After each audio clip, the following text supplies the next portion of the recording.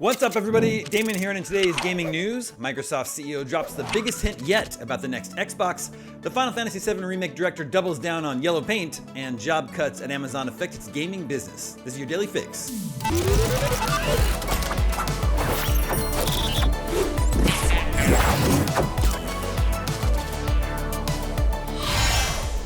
Microsoft CEO Satya Nadella has dropped yet another hint that the next-gen Xbox is basically a PC.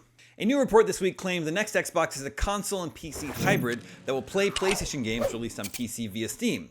That means the likes of Sony Santa Monica's God of War, Insomniac's Spider-Man, and Sucker Punch's Ghost of Tsushima, and pretty much all other PC games will all be playable on the next-gen Xbox in an industry first. Windows Central reported that while users of the next-gen Xbox can remain inside the Xbox ecosystem if they want, they can also exit to Windows, where the console acts like a traditional Windows PC. That means having access to PlayStation games on Steam, and mouse and keyboard games from Blizzard's launcher, Battle.net, like World of Warcraft, even Riot's launcher for games like League of Legends.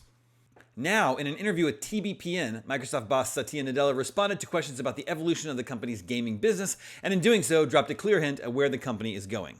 Remember, the biggest gaming business is the Windows business, Nadella began. Now, we're the largest publisher after the Activision deal. Therefore, we want to be a fantastic publisher. Similar approach to what we did with Office. We want to be everywhere on every platform, so we want to make sure whether it's consoles, whether it's the PC, whether it's mobile, whether it's cloud gaming or the TV, we just want to make sure the games are being enjoyed by gamers everywhere. Second, we also wanted to do innovative work in the system side on the console and on the PC. It's kind of funny that people think about the console PC as two different things. We built the console because we wanted to build a better PC, which could then perform for gaming. I kind of want to revisit some of that conventional wisdom. But at the end of the day, console has an experience that is unparalleled. It delivers performance that is unparalleled, that pushes, I think, the system forward. So I'm really looking forward to the next console, the next PC gaming. Nadella's comments here shouldn't really come as much of a surprise, given they reinforce previous reports and comments from Xbox executives. For example, Xbox President Sarah Bond has called out the recently released and pricey Asus ROG Xbox Ally X handhelds as pointing in the direction Microsoft is taking with its upcoming console. Nadella later went on to touch on Microsoft's gaming business model, saying the best way to innovate is to have good margins because that means the company can fund that innovation. He said, after all, gaming's competition is not other gaming. Gaming's competition is short-form video. And so if we as an industry don't continue to innovate, both how we produce, what we produce, how we think about distribution, the economic model, the best way to innovate is to have good margins because that's the way you can fund. The mention of margins follows a recent report that alleged Microsoft had pushed Xbox studios to deliver a 30% profit margin, much higher than the industry average.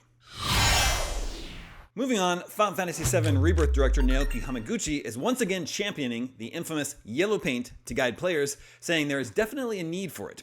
Using yellow paint on ledges and walls to indicate a traversable area in a video game has been a hot topic among players ever since its rise in popularity in the likes of Uncharted on PlayStation 3. Final Fantasy VII Rebirth uses this tactic too. In a new interview with Games Radar, Hamaguchi said he understood there are some people who don't want or need the yellow paint, but insisted that it was necessary. He said, I get there is a debate about that, whether that fits with that world or not, whether some people want it, some people don't. I think as a game, there is definitely a need for that kind of thing in a lot of ways. I think obviously different developers experiment, try different things about what works best, what fits best, the right way of doing that in their game. The need to guide players around from a gameplay perspective and show them what can be done, what they need to do, there is definitely times where that is needed. So I think obviously there is more of a debate about how it's done, what level and what works, and there will still be people who say, no, that doesn't fit at all, we don't like that. That's fine, but I think there is definitely a need there, and it's something that is definitely worth looking at. When the yellow paint debate kicked off with Rebirth last year, some said they didn't like how in-your-face the hand-holding was, not just in Final Fantasy VII Remake, but modern video games. Others, however, pointed out that it could be helpful and was an important accessibility feature. Developers too weighed in, with some highlighting how in playtests and focus groups, players sometimes struggle to work out where to go, get frustrated, and quit playing altogether. Because of this, somewhat obvious and sometimes unrealistic visual cues are needed to help point players in the right direction. And finally today, Amazon is walking away from making new content for its MMO New World amid huge layoffs affecting 14,000 roles at the company. Now there is concern over the status of its Lord of the Rings MMO. Yesterday, October 28th, Amazon confirmed cuts affecting 14,000 roles. It's one of the biggest rounds of layoffs the tech giant has ever seen, and comes at a time when other companies in the tech sector, such as Microsoft and Meta, have had similarly huge cuts. It also comes at a time when Amazon is performing well, so why are they happening? AI, basically. In a note to employees, Beth Galletti, Senior Vice President of People Experience and Technology at Amazon, said, "Some may ask why we're reducing roles when the company is performing well. Across our businesses, we're delivering great customer experiences every day, innovating at a rapid rate, and producing strong business results. What we need to remember is that the world is changing quickly. This generation of AI is the most transformative technology we've seen since the internet, and it's enabling companies to innovate much faster than ever before in existing market segments and altogether new ones. We're convinced that we need to be organized more leanly, with fewer layers and more ownership, to move as quickly as possible for our customers and business." What does this all mean for Amazon's gaming business? According to a report by Bloomberg, nothing good. There are significant cuts coming to Amazon's video game operation, which will reduce development work and lay off staff mainly in its Irvine and San Diego offices. The New World changes are a part of that, and while the game will remain online during 2026, this is basically the beginning of the end for the once hugely popular MMO. Let's remember, New World was a rare hit for Amazon in the video game space and followed multiple flops that resulted in game and studio closures. The MMO, set in an alternate 1600s America, saw huge player numbers on Steam, with a whopping 913,000 peak concurrents on Valve's platform back in 2021. Player numbers have significantly declined since that peak, however.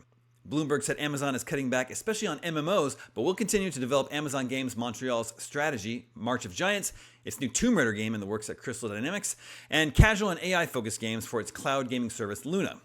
Amazon Games also continues to publish externally developed games such as Lost Ark and Throne and Liberty in Western markets. Amazon is also working on an in-house The Lord of the Rings MMO, although we haven't heard much about it since it was announced in 2023. And that is your Daily Fix for Wednesday, October 29th. If you're looking for something to play right now that helps support a great cause, head over to Humble. Live now through November 4th, grab 8 incredible games for just $14.99, including Atomic Heart, V-Rising, System Shock, Story of Seasons, Pioneers of Olive Town, Cryptmaster, Pharaoh New Era, Hotel Renovator, and Caravan Sandwich. Every purchase supports the Whale and Dolphin Conservation, the leading global charity dedicated to protecting whales and dolphins through research, rescue, and advocacy. By joining in, you're not just building your library, you're helping create a world where every whale and dolphin is safe. I'm Daemon, and for all your video game news, stay tuned to IGN.